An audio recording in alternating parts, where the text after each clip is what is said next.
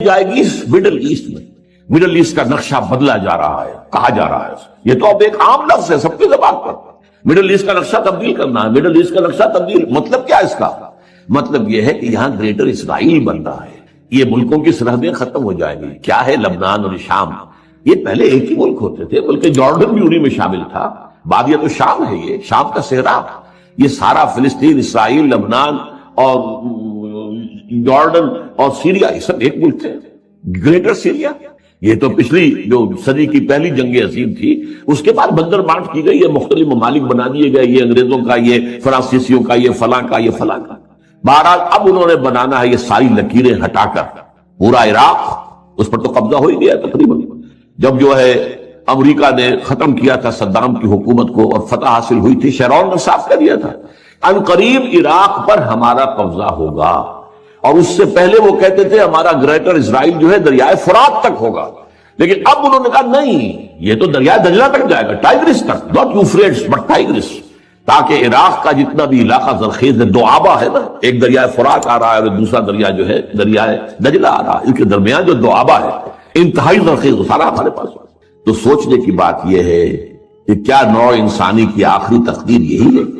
نہیں, ایسا نہیں. آج میں اس منفی پہلو کے بجائے آپ کے سامنے مثبت پہلو رکھ رہا ہوں, صرف اس فرق کے ساتھ کہ ابھی ذرا دور ہے, ابھی اس کے لیے قربانیاں دینی ہوگی, ابھی اس کے لیے محنتیں کرنی ہوگی, ابھی اللہ تعالیٰ کی سزا جو ہے اس میں اور سختی اور شدت آئے گی. میں چاہتا ہوں کہ جو کچھ مجھے نظر آ رہا ہے وہ آپ کو دکھاؤں. مجھے اقبال نے کہا دیکھا ہے جو کچھ میں نے اوروں کو بھی دکھلا دے. یہ ظاہر بات ہے کہ ایک انسان جو ہے جو غور کرتا ہے, سوچتا ہے, اور جیسے کہ اقبال نے کہا تھا سرما ہے میری آنکھ کا خاک مدینہ و نجف, میں نے ذرا اس میں ترمیم کی ہے, آپ کے علم میں ہوگا کہ سرما ہے میری آنکھ کا خاک حجاز و حول قدس. مدینہ اور نجف تو ایک ہی شے ہے. حضرت علی اور حضور کے مابین کیا فرق ہے؟ حضور نے خود فرمایا انا مدینۃ العلم وعلی بابھا, وہ تو ایک شے ہے.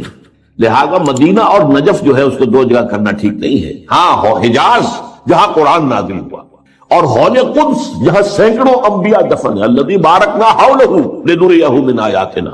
جو اولڈ ٹیسٹمنٹ ہے, جو نیو ٹیسٹمنٹ ہے, بائبل ہے, اس کا تعلق کس سے ہے؟ حول قدس سے. تو ان دونوں کے ذریعے سے جو باتیں میں نے دیکھی ہیں میں آپ کو دکھانا چاہ رہا ہوں. بہت سے لوگ کہتے ہیں یہ بہت دور کی کوڑی لاتے ہیں, میں کیا کروں؟ میں تو جو دیکھوں گا وہی دکھاؤں گا, جو مجھے نظر آ رہا ہے وہی آپ کو سجھاؤں گا. بہرحال یہ ہے کہ پوری دنیا میں بالآخر اسلام کا غلبہ ہوگا. عالمی سطح پر خلافت علی منہاج النبوت قائم ہو کر رہے گی, اور پوری دنیا میں امن و امان ہوگا, خوشحالی ہوگی. بڑی طویل حدیث ایک موجود ہے کہ اس کے بعد یہ ہوگا جنگ ختم ہو جائے گی, خونریزی ختم ہو جائے گی, امن و امان ہوگا, خوشحالی اتنی ہوگی کہ زمین اپنے سارے خزانے اگل دے گی, آسمان اپنی ساری برکتیں نازل کر دے گا. یہ دور آنا ہے عالمی غلبہ اسلام اور اللہ کے دین کا غلبہ اور خلافت علی منہاج النبوت کا قیام. اب اگلی بات, لیکن ظاہر بات ہے یہ کام کہیں ایک جگہ سے شروع ہوگا, ایک دم تو عالمی غلبہ پوری دنیا پر نہیں آ جائے گا. اس بات کو یہیں پر روکیے, اب اس بحث آگے چلے گی ہماری. اب آئیے جو دوسرا حصہ تھا, کیا عالمی امت مسلمہ کی تقدیر یہی ہے کہ ذلت و مسکنت ان پر مسلط رہے؟ ضربت علیہم الذلت والمسکنت وباؤوا بغضب من اللہ, جو حشر لبنان کا ہو رہا, جو اس سے پہلے فلسطینیوں کا ہوتا رہا. کیوں نہیں کر سکی دنیا, مسلم دنیا چپ, زیادہ سے زیادہ بہت ریزولوشن پاس کر دیں گے. ابھی جایا پترا میں جمع ہو گئے ہیں, بعد ملیشیا میں, اور ریزولوشن پاس کر دیا. اللہ اللہ خیر صلی اللہ. No threat. کوئی یہ بھی کہنے کو تیار نہیں کہ ہم اپنے سفارتی تعلقات منقطع کر لیں گے, نہیں. کوئی یہ کہنے کو تیار نہیں کہ ہم اپنے تجارتی تعلقات منقطع کر لیں گے, نہیں. درخواست ہے تو اسی یونائٹڈ نیشنز سے, اور درخواست ہے تو اسی یونائٹڈ اسٹیٹس آف امریکہ سے, وہ سیز فائر کرانا. ان کی مرضی سے تو جنگ شروع ہوئی, ان کے پلان کے تحت تو معاملہ ہے. ان کی خواہش ہے کہ جب تک حزب اللہ کی کمر نہ ٹوٹ جائے, کچل نہ دیا جائے, اس وقت تک جنگ بندی نہ ہو. یہ تو دوسری بات ہے. حزب اللہ نے جتنی مقاومت کا مظاہرہ کیا ہے, دے آر سرپرائزڈ. یہ ان کے لیے بالکل ایک سرپرائز ہے. اس قدر ہمت جو ہے ایک جو ہے حزب اللہ, جو کہ کوئی ریگولر آرمی نہیں ہے, جس کے پاس ٹینک نہیں ہے, جس کے پاس ہوائی جہاز نہیں ہے. ٹینک ہوائی جہاز تو پوری لبنان کی فوج کے پاس نہیں ہے, چند ہزار فوجی ہیں, اللہ اللہ خیر صلی اللہ, کچھ بھی نہیں, نہ ایئر فورس ہے نہ کچھ اور. اور یہ حزب اللہ کیا ہے کہ یا راکٹ سے یا کلاشنکوف سے, بس دو چیزیں. ادھر سے جہاز پر جہاز آ رہا, 200 250 بمباریاں, 200 بمباریاں, لیکن کھڑے. لہٰذا اس اعتبار سے سوچنے کی بات ہے کیا یہ پوری ذلت و مسکنت کی صورتحال امت مسلمہ پر یوں ہی جاری رہے گی ہمیشہ کے لیے؟ کیا پورا عالم اسلام جو تھرڈ ورلڈ میں آ گیا ہے، سارا عالم اسلام تھرڈ ورلڈ میں، G7 G8 میں کہیں کوئی نام نہیں کسی مسلمان ملک کا، نہ 3 میں نہ 13 میں، اور کیا یہی صورتحال جاری رہے گی کہ ہو گیا مانند آب ارزاں مسلمان کا لہو، پانی کی طرح مسلمان کا لہو بہ رہا ہے؟ جہاں دیکھو، کشمیر میں دیکھ لو، فلسطین میں دیکھ لو، فلسطین میں تو 50 برس سے بہ رہا ہے، کشمیر میں بھی اب تقریباً یوں سمجھیے کہ 20 برس ہونے کو آئے جب سے کہ وہاں پر ایک جو ہے مسلح جدوجہد شروع ہوئی۔ پھر چچنیا میں کیا ہو رہا ہے، مسلسل ہو رہا ہے، کوسوو میں کیا ہوا، بوسنیا میں کیا ہوا، برف گرتی ہے تو بیچارے مسلمانوں پر، مرتا ہے تو مسلمان، صومالیہ میں کیا ہوا تھا، یہ صورت، آج لبنان میں کیا ہو رہا ہے، یہ صورتحال دیکھیے، کیا یہی ہمیشہ جاری رہے گی؟ نہیں، صورتحال بدلے گی، اور بھی دور فلک ہیں ابھی آنے والے، ناز اتنا نہ کریں ہم کو ستانے والے۔ یہ عالمی ملت اسلامیہ امت مسلمہ جو ہے، اس کا یہ معاملہ ہوا کیوں ہے؟ ہوا اس لیے، یہ میں اس پر مفصل کتاب لکھ چکا ہوں، سابقہ اور موجودہ مسلمان امتوں کا ماضی حال اور مستقبل، کہ یہ جو ضربت علیہم الذلۃ والمسکنہ، یہ کیفیت جو بنی اسرائیل کے لیے آئی ہے قرآن میں، یہ آج ہم پر کیوں آ گئی ہے؟ کیا وجہ یہ کہ جو جرم انہوں نے کیا وہ ہم نے کیا، ہم نے قرآن کو پس پش ڈالا، نبذ فریق من الذین اوتوا الکتاب کتاب اللہ وراء ظہورہم، ہم نے اسے اپنا امام تو نہیں بنایا۔ ہاں، ختم قرآن کے بعد دعا مانگ لیتے ہیں، اللہم اجعلہ لنا اماما ونورا وہدی ورحمۃ، لیکن چلنا نہیں اس کے پیچھے، یہ امام ہی ہے بس ہمارا، کہنے کو امام، اس کی بات ماننی تو نہیں ہے، اس کے احکام پر چلنا تو نہیں۔ تو اس لیے ہوا کہ ہم آج پوری دنیا میں ایک ملک بھی ایسا نہیں دکھا سکتے جس کے بارے میں ہم پورے اطمینان کے ساتھ دنیا کو یہ کہہ کر دعوت دے سکے کہ come and see with your own eyes, this is Islam، یہ ہے اسلام کی رحمت للعالمینی، یہ ہے محمد رسول اللہ صلی اللہ علیہ وسلم کی رحمت للعالمینی، پورے عالم کے لیے یہ نظام مبنی بر عدل و انصاف، مبنی بر عدل، سماجی عدل، سوشل جسٹس کا نظام جو ہے وہ اللہ نے دیا ہے، آؤ اپنی آنکھوں سے دیکھ لو، اس کے برکات کا مظاہرہ کر لو، مظاہرہ تمہارے سامنے ہے۔ وہ کتاب جو ہے وہ پڑھنے کے قابل ہے، نہ پڑھی ہو آپ نے ضرور پڑھیں، کیونکہ یہ سارے عقدے حل ہوتے ہیں۔ وجہ کیا ہے؟ یہ کیوں مسلمانوں ہی کا خون بہ رہا ہے؟ ہم تو اللہ کا نام تو لیتے ہیں کم سے کم، ہم اگر 120 کروڑ دنیا میں ہیں تو ان میں سے 20 کروڑ تو ایسے ہوں گے جو اللہ کا نام دیتے ہو مسجدوں میں جا کر، 20 کروڑ نہ ہو 20 ملین تو ہوں گے جو 5 وقتہ نمازی ہوں۔ یہ کفار، یہ تثلیث کے قائل، یہ ملحدین، یہ خدا کے منکر، آج قوت ہے تو ان کے پاس، دبدبہ ہے تو ان کا، دنیاوی وسائل ہے تو اس پر قبضہ ان کا، کیوں ہے؟ کیا وجہ ہے؟ دو ہی امکانات ہیں، یا تو اللہ ظالم ہے معاذ اللہ ثم معاذ اللہ، اور یا اللہ لاچار ہے، کچھ کر نہیں سکتا، میں کیا کروں، میں نہیں کر سکتا، مانے بھی آپ دونوں باتوں نہیں مان سکتے۔ پھر کیا جواب ہے اس کا؟ بڑا پیارا شعر اقبال کا، تو قادر و عادل ہے مگر تیرے جہاں میں ہیں تلخ بہت بندے مزدور کے اوقات، اللہ تو قادر ہے علی کل شیء، اور تو عادل ہے، عادل کرنے والا۔ پھر بھی یہ کیا ہو رہا ہے دنیا میں؟ مزدور کا خون پسینہ نکال کر سرمایہ دار جو ہے اس کے خون سے کشید کی ہوئی سرخ شراب پیتا ہے شام کو بیٹھ کر، یہ کیا ہے؟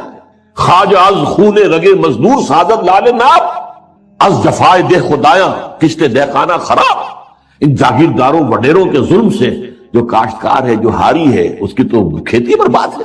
یہ کیا ہو رہا ہے؟ کیا تو ظالم ہے؟ کیا تو لاچار ہے؟ نہیں، یہ تمہارے کرتوت ہیں، تمہارے اعمال، اس کی صلاح، یہ سمجھنے کی بات، اور یہ میں نے تفصیل سے اپنی اس کتاب کے اندر اس پر گفتگو کی ہے، اس کو پڑھیں۔ اور اس کا علاج اب کیا ہے؟ کم سے کم کسی ایک ملک میں، سائزیبل ملک ہو، یہ نہیں چھوٹا سا جزیرہ ہو کوئی برونائی کی طرح کا، نہیں، کم سے کم ایک سائزیبل ملک میں اسلام کا مکمل نظام عدل اجتماعی قائم کر کے دنیا کو دکھا دیا جائے، یہ گویا کہ اتمام حجت ہو جائے گا۔ دیکھ لو نمونہ، ابھی تو کیا ہوتا ہے، ہم اسلام کے محاسن بیان کرتے ہیں، اسلام کی یہ خلوق ہے، دکھاؤ کہ دنیا میں ہے، نہیں بھائی وہ تو 1400 برس پہلے جانا پڑے گا دیکھنے کے لیے، تو کون سنے گا آپ کی بات؟ دکھاؤ کہیں، نافذ کرو کہیں، مثال پیش کرو کہیں۔ میں نے آپ کو سنایا تھا مصر اقبال، ڈاکٹر جاوید اقبال دورہ کر کے آئے تھے، سینٹرل ایشین ریپبلکس جو ہیں، جو پہلے USSR میں تھی اب اس سے علیحدہ ہو گئی ہیں، سب آزاد ہیں، اور ان میں چاہے ان کی اپنی اپنی زبانیں اور ہیں، ازبک ہے، یہ ہے، وہ ہے، لیکن یہ فارسی سب جانتے ہیں۔ وہاں پر علامہ اقبال کا فارسی کا کلام، 2/3 کلام تو فارسی میں عام، تو پسر اقبال کی جو آؤ بھگت وہاں ہوئی ہے، اقبال لاہوری کا بیٹا ہے، لیکن وہ کہا مجھ سے ڈاکٹر جاوید اقبال، جہاں میں گیا مجھ سے ایک بات کہی، we need a model, Show us a model of Islamic State. We are ready to accept. The Saudi model is not acceptable to us. It is based on monarchy. बादशाहत पर है, मलूकियत पर based है. The Iranian model is also not acceptable to us. It is based on theocracy. ये मौलवियों की हुकूमत है. Islamic ideal Islamic state का नमूना हमें दिखा दो, हम सब के सब जो है लब्बैक करेंगे. तो अगर कहीं दुनिया में एक जगह भी वो इस्लामी निजाम का नमूना दुनिया को दिखा दिया जाए, इत्माम हुज्जत हो जाएगी और ये फर्ज किफाया हो जाएगा पूरी उम्मत की तरफ से. जैसे किसी मुसलमान की नमाज जनाजा चंद लोग भी पढ़ ले तो बाकी सबकी तरफ से अदा हो जाता है फर्ज. कोई भी ना पढ़े तो पूरी आबादी गुनाहगार होगी. इसी तरह जब पूरी दुनिया में कहीं इस्लाम नहीं है तो पूरी उम्मत गुनाहगार है, मुजरिम है. और अगर कहीं एक जगह की साइजेबल मुल्क में आप वो निजाम दिखा दें तो फर्ज किफाया हो जाएगा. फिर दुनिया लपकेगी उसकी तरफ, दौड़ेगी. उसके बाद होगा जाअल हक़ व ज़ाक़ल बातिल इन्नल बातिल काना ज़हूक़ा. उसके बाद वो कैफियत हो जाएगी जिसका नक्शा इक़बाल ने खींचा है. आसमां होगा सहर के नूर से आईना पोश और जुल्मत रात की सीमा पा हो जाएगी. फिर दिलों को याद आ जाएगा पैगाम सुजूद, फिर जबी खाके हरम से आशना हो जाएगी. ये जो उम्रे के लिए जाते हैं और हज के लिए जाते हैं, खाके हरम पर अपनी जमीन टेकते हैं कि नहीं? आलम इंसानियत को ये पैगाम सुजूद दोबारा याद आ जाएगा और जमीन जो है फिर जबी खाके हरम से आशना हो जाएगी. आंख जो कुछ देखती है लब पे आ सकता नहीं. मैं हैरत हूं कि दुनिया क्या से क्या हो जाएगी और क्या हो जाएगी. आखिरी शेर इस नज़म का है, शब गुरेजा होगी आखिर जलवाए खुर्शीद से और ये चमन मामूर होगा नग़्मा-ए तौहीद से. ला इलाहा इल्लल्लाह इनिल हुक्मु इल्ला लिल्लाह. ये पूरे इस अर्ज़ी के ऊपर होकर रहेगा. लेकिन उसका तरीका क्या है? तरीका वही है, पहले किसी एक मुल्क में कर दो फिर वो ग्लोबलाइज हो जाएगा. आज की दुनिया ग्लोबलाइजेशन की तरफ तो खुद ही जा रही है. या बातिल ग्लोबलाइज हो रहा है या हक ग्लोबलाइज होगा. अब दुनिया जो है वो महदूद जो है सरहदों में रहने वाला मसला खत्म हो चुका है. नेशन स्टेट का तस्वुर अब जो है खत्म हो चुका, मालूम हो चुका है. ये लकीरें रह जाएंगी, मल्टी नेशनल्स की हुकूमत होगी और जो भी होंगी ग्लोबलाइजेशन के बाद आपको मालूम है. और कहते भी हैं, सही कहते हैं कि दुनिया जो है वो तो एक ग्लोबल विलेज बन चुकी है. अच्छा, ये सब होकर रहेगा. अब मैं दो हदीसें आपको सुनाता हूं, पहले भी बहुत दफा सुनाई. हजरत सौबान नबी अकरम सल्लल्लाहु अलैहि वसल्लम के एक गुलाम थे जिन्हें आपने आजाद कर दिया था, मौला कहलाते हैं. सौबाना मौला रसूलुल्लाह सल्लल्लाहु अलैहि वसल्लम. उनकी रिवायत है ये और ये मुस्लिम शरीफ में है कि मैंने हुजूर को फरमाते सुना, इन्नल्लाह यरफउ इन्नल्लाह ज़वालियल अर्द. अल्लाह ने मेरे लिए पूरी जमीन को तय कर दिया, लपेट दिया. फरायत मशारिक़हा व मगारिबहा, तो मैंने उसके सारे मशरिक देख लिए, सारे मगरिब देख लिए. व इन्ना उम्मती सयब्लुगु मुल्कुहा मा ज़ुविया ली मिन्हा. सुन रखो, मेरी उम्मत की हुकूमत उन तमाम इलाकों पर कायम होकर रहेगी जो जमीन को लपेट कर दिखा दिए गए मुझे. ये होना है, होकर रहना. यह सादिक वल मसदूक उनका फरमान है. ये पेशन गोई है मोहम्मद रसूलुल्लाह सल्लल्लाहु अलैहि वसल्लम. होकर रहे. इसी तरीके से दूसरी हदीस है मुस्नद अहमद इब्न हंबल की, हजरत मिक़दाद इब्न अस्वद से. मैं सिर्फ तर्जुमा आपको सुना रहा हूं. जमीन पर न कोई ईंट गारे का बना घर रहेगा, न कोई कंबल रहेगा, कंबलों का बना हुआ खेमा रहेगा जिसमें कि अल्लाह कलमा इस्लाम को दाखिल न करता. यह होकर ये शुरू नहीं है. उस किताब में जिसका मैंने तस्करा किया है, साबिक़ा और मौजूदा मुसलमान उम्मतों का बाज़ी हाल मुस्तक़बिल, उसमें इसकी अहादीस जो है तखरीज के साथ और पूरे मतन के साथ मौजूद है. अब तीसरी बात है, ये अब जुमला मोतरज़ा समझ लीजिए. एक हसरत के साथ अब 14 अगस्त आया चाहता है, हसरत आमेज है. पाकिस्तान इसी मकसद से और इसी नारे से हासिल किया गया. अल्लामा इकबाल ने ख्वाब देखा 1930 के अपने खुतबे इलाहाबाद में कि हिंदुस्तान के शिमाल मगरिब में इट्स डेस्टिनी, ये तकदीर मुबरम है कि एक आजाद मुसलमान रियासत कायम होकर रहेगी. और अगर ऐसा हो गया तो हमें मौका मिल जाएगा कि इस्लाम के चेहरे पर जो बदनुमा दाग और धब्बे आ गए थे दौरे मुलूकियत में, ये जो खुलफा कहलाते थे नाम नेहाद बनु उमय्या के, और खुलफा कहलाते थे नाम नेहाद बनु अब्बास के, और खुलफा कहलाते थे तुर्क, ये खुलफा तो नहीं थे, बादशाह थे. मुलूकियत, इस मलूकियत के दौर में जो इस्लामी तारीख इस दौर की जो है वो क्या वाकई ऐसी है कि दुनिया के सामने हम अपने एतमाद के साथ पेश कर सके? क्या ये हादसा करबला, वाक़या हर्रा, सैकड़ों ताबईन को कत्ल किया जाना, हज्जाज इब्न यूसुफ के हाथ, एक बातें ऐसी हैं जिनको हम दुनिया के सामने जो है ये अपना पेट खोल सके? ये तारीख.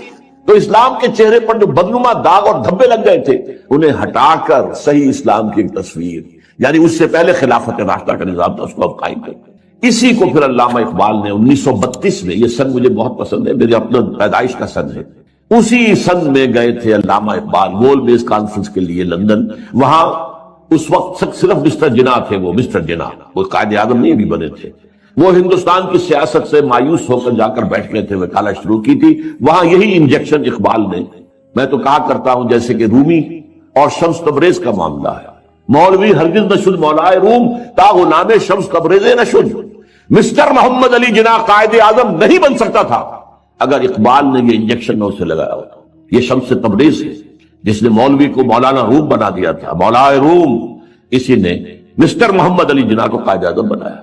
چنانچہ پھر وہ واپس آئے ہیں، پھر وہ مسلم لیگ کے تاحیات صدر بنائے گئے، پھر انہوں نے 10 برس تک اسلام کی قوالی گائی ہے، اسلام کی قوالی تکرار کے ساتھ پورے 10 برس تب پاکستان وجود میں آیا، اور یہی کہا تھا کہ ہم پاکستان اس لیے چاہتے ہیں کہ عہد حاضر میں اسلام کے اصول حریت و اخوت و مساوات کا ایک نمونہ پیش کریں، دنیا دیکھ لے یہ اسلام۔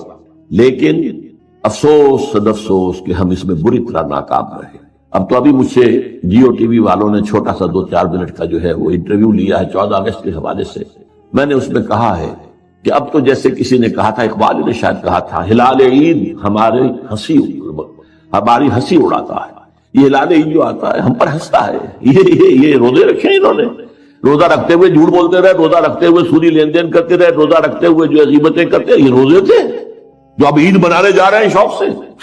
ہلال عید ہماری ہنسی اڑاتا ہے، اسی طرح یہ عید الاستقلال جسے آپ نے کہا یہ اب ہماری ہنسی اڑاتا ہے، یہ اس لیے پاکستان بنایا تھا، یہ ہے وہ پاکستان جس کا خواب اقبال نے دیکھا تھا اور جناح نے دکھایا تھا خواب۔ تو واقعہ یہ ہے کہ ہم اس میں بری طریقے سے ناکام ہو چکے ہیں۔ چنانچہ تلخ ترین بات ہے یہ اپنا جواز کھو چکا اور اب اس کا وجود اور اس کا بقا تک بھی نہایت مخدوش ہے۔ یہ تقریر بھی 3.5 سال پہلے میں اسی جگہ پر کر چکا ہوں۔ پاکستان کے وجود کو لاحق خطرات و خدشات صرف ایک ہفتے بعد کی تھی میں نے، 22 فروری کو کی تھی، وہ یہ موجودہ عالمی حالات میں اسلام کا مستقبل کیا ہے، دین کی حیثیت سے فوری طور پر اور مستقبل قریب میں اسلام کا کوئی مستقبل نہیں، ہاں مذہب کی حیثیت سے زندہ رہ جائے گا، ٹھیک ہے، جاؤ مسجدوں کو رکھو روزے، ہمیں کوئی پرواہ نہیں، نظام ہمارا ہوگا، یہ پولیٹیکل سوشل اکنامک سسٹم ہمارا ہوگا۔ اسی طریقے سے میں نے ایک ہفتے بعد 29 فروری کو اسی سال تقریب کی تھی، پاکستان کے وجود کو لاحق خطرات و خدشات۔ یہ دونوں کتابچے اور موجودہ اور سابقہ مسلمان امتوں کا ماضی حال اور مستقبل یہ ایک پیکٹ کی شکل میں انشاءاللہ باہر آپ کو مل جائیں گے۔ بہرحال اب صورتحال میں نے پھر آپ سے کہا ہے، میری ان دونوں تقریروں میں مایوسی کا غلبہ ہے، لیکن آج میں وضاحت کر رہا ہوں یہ مایوسی ہے موجودہ حالات اور قریب کے مستقبل کے اعتبار سے، جس کو میں نے مستقبل بعید کہا ہے اس سے میں مایوس نہیں ہوں، اور جب تک بھی چاہے پاکستان کے بارے میں خدشات ہیں اور دنیا پیشن گوئیاں کر رہی ہے، سن 2010 میں 2020 میں 2015 میں پاکستان کے نام سے دنیا میں کوئی ملک نہیں ہوگا، لیکن یہ کہ جب تک سانس تب تک آس، محنت کرنی ہے، جد و جہد کرنی ہے، کوشش جاری رکھنی ہے۔ بڑی پیاری حدیث ہے حضور کی صلی اللہ علیہ وسلم کہ جس وقت قیامت کا سور پھونک دیا جائے گا اس وقت بھی اگر کوئی بندہ مومن اگر کوئی درخت لگا رہا ہو تو اسے درخت لگانا چاہیے، سور پھونکا جا چکا ہے، معلوم ہے قیامت آ گئی، لیکن نہیں، جو کام تمہارا تھا تم کر رہے تھے اسے پورا کرو۔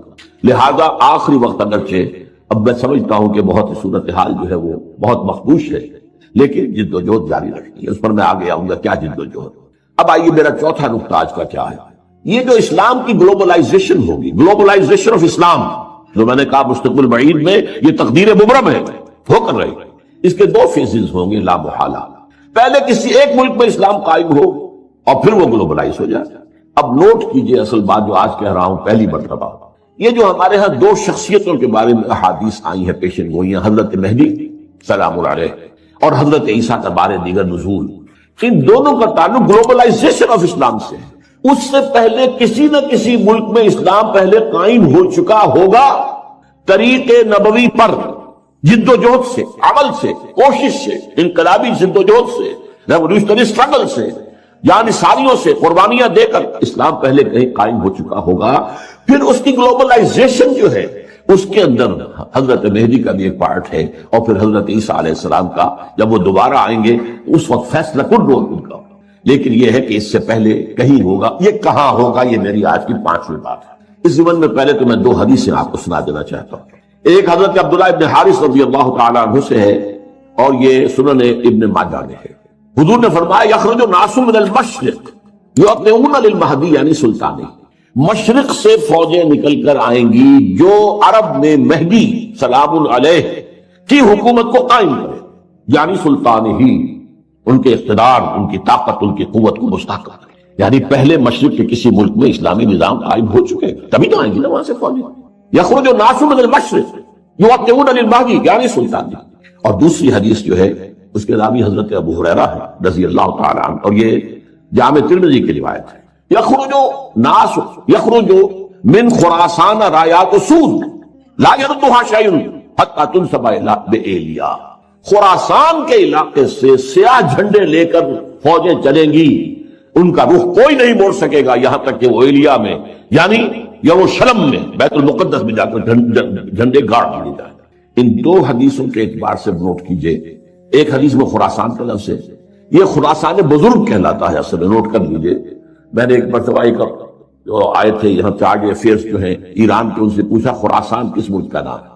ان کا ہمارے ہاں ایک صوبہ ہے خراسان، نہیں خراسان، ان کا خراسان بزرگ، وہ جو اولڈ گریٹر خراسان تھا اس میں افغانستان پورا، ایران کا ایک حصہ جو اب بھی خراسان کہلاتا ہے، ایک صوبہ شمال مشرقی صوبہ ہے وہ۔ اور یہ جو ابھی ریاستیں آزاد ہوئی ہیں یو ایس ایس آر کی تحلیل کے بعد، اور ایک کنڈا اس کا پاکستان میں بھی ہے۔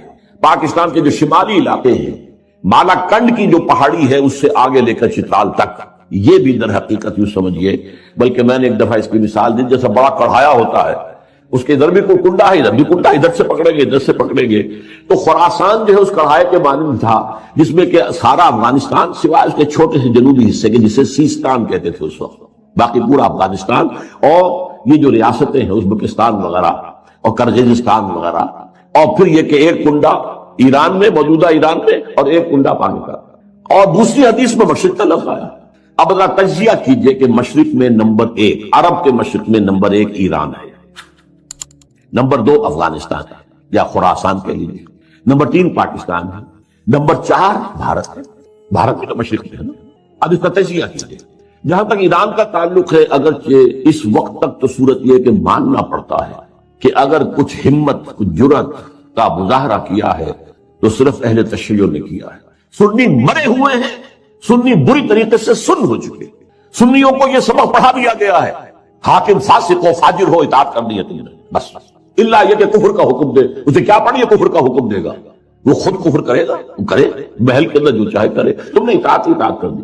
سارے بادشاہ بیٹھے ہوئے، کسی کا بال بھی کا نہیں ہوا، ایرانیوں نے اٹھا کے شہنشاہ کو پھینکا، بگایا وہاں سے، اور اسے جو ہے امریکہ تک نے پناہ دینے سے انکار کر دیا۔